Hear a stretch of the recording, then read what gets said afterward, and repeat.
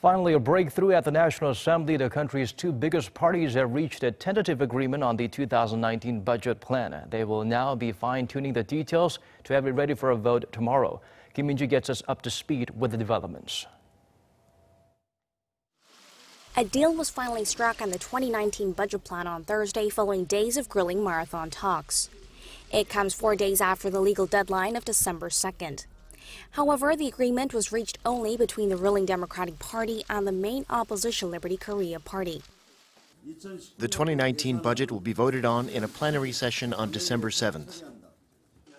For starters, they've agreed to cut some parts of the roughly $420 billion budget the government was asking for. Those cuts are in key areas of contention. The government had been seeking for $980 million for inter-Korean projects and over $20 billion for job creation, which the opposition said was out of the question. There will be a cut of more than $4.4 billion in the budget for job creation and inter-Korean projects. The two parties, meanwhile, decided to increase spending on measures to tackle the low birth rate. Part of that is to give child benefits starting in January to all households regardless of income, if they have children age 5 or younger. And to address the issue of an expected shortfall in tax revenue, the party said the government will tackle the issue by repaying some debts in advance within this year and limiting state bond sales next year. However, the agreement drew strong criticism from the minor opposition parties, whose demands were left out. They had been calling for the two biggest parties to include reforms to the country's electoral system, but that idea was rejected by the two bigger parties, who said it's a separate matter and should not be linked to the budget.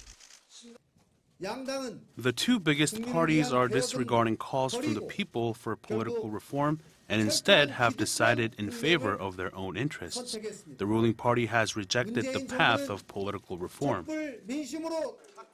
The minor opposition parties say they will consider boycotting parliamentary affairs.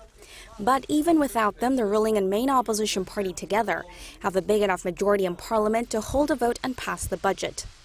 For now, it appears that the spending plan will be put up for a full floor vote late Friday evening, after the government and the two biggest parties fine-tune the details.